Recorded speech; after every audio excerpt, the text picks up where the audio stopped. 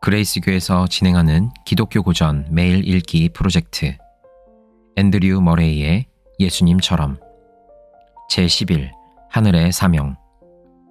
아버지께서 나를 세상에 보내신 것 같이 나도 그들을 세상에 보내었고, 요한복음 17장 18절 말씀. 아버지께서 나를 보내신 것 같이 나도 너희를 보내노라. 요한복음 20장 21절 말씀. 주 예수께서는 아버지께로부터 받은 사명을 깊이 의식하며 이 땅에서 사셨습니다. 그는 아버지께서 나를 세상에 보내셨다라는 표현을 늘상 사용하셨습니다. 그는 그 사명이 무엇인지를 알고 계셨습니다. 아버지께서 바로 그 사명을 이루려 하는 목적으로 자기를 택하사 세상에 보내셨다는 것을 잘 알고 계셨죠. 그 사명을 위하여 필요한 모든 것을 아버지께서 주실 것도 알고 계셨습니다. 아버지께서 자기를 보내셨다는 믿음이 그에게 그 사명을 이룰 동기와 힘이 되었던 것입니다. 이 세상의 일의 경우도 마찬가지입니다. 대사가 자기의 임무가 무엇인지를 분명히 알고 있는 것이 엄청난 도움이 됩니다. 임무를 분명히 알고 있으면 오로지 그 임무를 수행하는 데 집중을 할 수 있고요. 그 한 가지 일에만 모든 것을 쏟아붓게 되는 것이죠. 그리스도인에게 있어서도 자신의 사명을 바로 아는 것이 얼마나 중요한지 알 수 있습니다. 그 사명의 본질이 무엇이고 그 사명을 과연 어떻게 이룰 것인가, 이것을 아는 것은 너무 중요합니다. 우리가 지닌 하늘의 사명이야말로 우리 주님을 닮아가는 일에 속한 가장 영광된 부분 중에 하나입니다. 그래서 주님께서는 이렇게 말씀하셨습니다. 아버지께서 나를 보내신 것 같이 나도 너희를 보내노라. 대제사장적인 기도에서 그 점을 아버지께 말씀드리시면서 그 사실을 기반으로 그리스도인들을 지켜주시고 거룩하게 하기를 원하셨던 것입니다. 또한 부활하신 후 제자들에게 그 사실을 말씀하시면서 성령을 받아야 하는 근거를 여기에 두셨습니다. 우리의 사명과 그리스도의 사명이 얼마나 완전하게 일치하는지를 깨닫는 것 이상으로 우리의 사명을 알고 수행하는 일에 도움을 주는 것은 없는 것입니다. 따라서 우리의 사명은 그 대상에 있어서 그리스도의 사명과 일치합니다.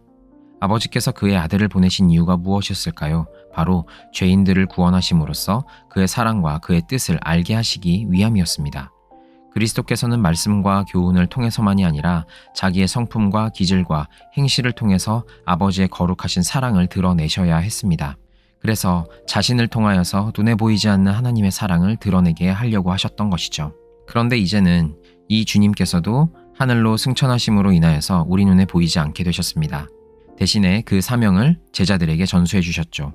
그래서 제자들은 이 눈에 보이지 않는 그리스도의 사명을 감당해 나가는, 보여주는 삶을 살아야 합니다. 그래서 그리스도인이라면 누구나 예수님의 형상이 되어야 하는 것이죠.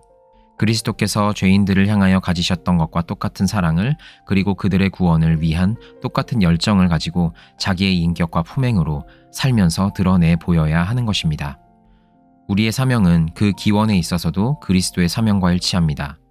그 일을 위하여 그리스도를 택하시고 그를 그러한 존귀와 신뢰에 합당한 분으로 여기신 것은 바로 아버지의 사랑이셨습니다.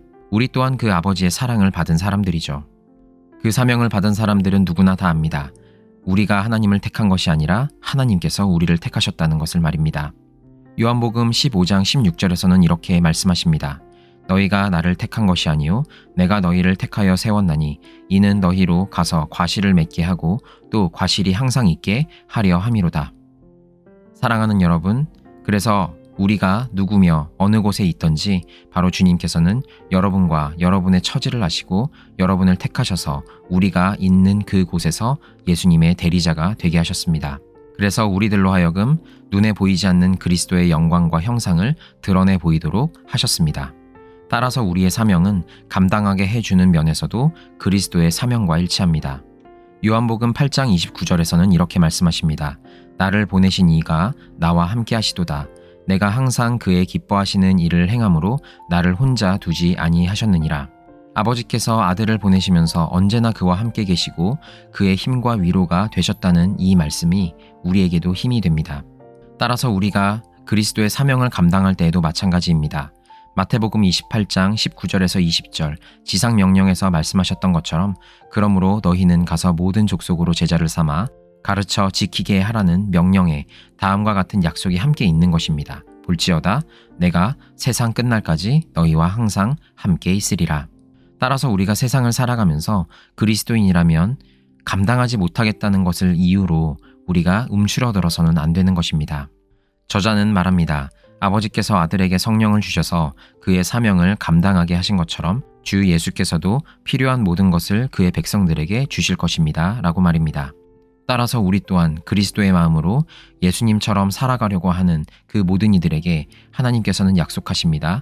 그와 같은 마음을 우리에게도 준다고 말입니다. 따라서 하나님은 이 모든 것들, 필요한 것들을 공급하시고 보살피시고 우리를 지켜주신다는 점에 있어서도 우리의 사명은 주님의 사명을 닮았습니다. 또한 우리의 사명은 헌신을 요구한다는 점에서도 그리스도의 사명을 닮았습니다. 예수님은 공생애 동안 오직 그 사명만을 위하여서 사셨습니다. 요한복음 9장 4절에서는 이렇게 말씀하십니다. 때가 아직 낮음에 나를 보내신 이의 일을 내가 하여야 하리라. 밤이 오리니 그때는 아무도 일할 수 없느니라. 예수님께서 이 땅에 계신 존재 목적은 오직 아버지께서 주신 사명이었습니다. 하나님이 얼마나 복된 분이신가를 알리는 그 일 때문에 그 일만을 위해서 사셨던 것입니다. 우리도 예수님과 마찬가지입니다. 그리스도께서 주신 사명이 우리가 이 땅에 존재하는 유일한 이유가 되어야 합니다. 그 사명이 아니라면 우리를 이 세상에서 취해 가실 것입니다. 그런데 많은 신자들은 이 사실을 믿지 않습니다. 그리스도께서 주신 사명이라고 해봤자 시간과 힘이 남아 돌 때만 할 수 있는 일 정도로만 생각합니다. 하지만 저자는 이 사실에 대해서 독자들에게 권고합니다. 그리스도께서 주신 사명을 이루는 일이야말로 내가 이 땅에 존재하는 유일한 이유라는 사실을 분명히 알아야 한다고 말이죠. 우리는 그럴 때 주님의 놀라운 도우심 그리고 그의 복된 온갖 약속들의 성취도 기대할 수가 있는 것이라고 이야기합니다.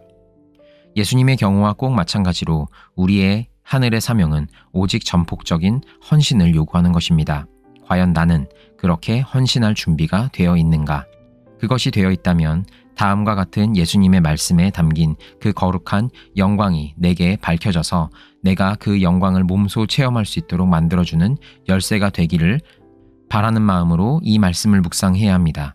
아버지께서 나를 보내신 것 같이 나도 너희를 보내노라.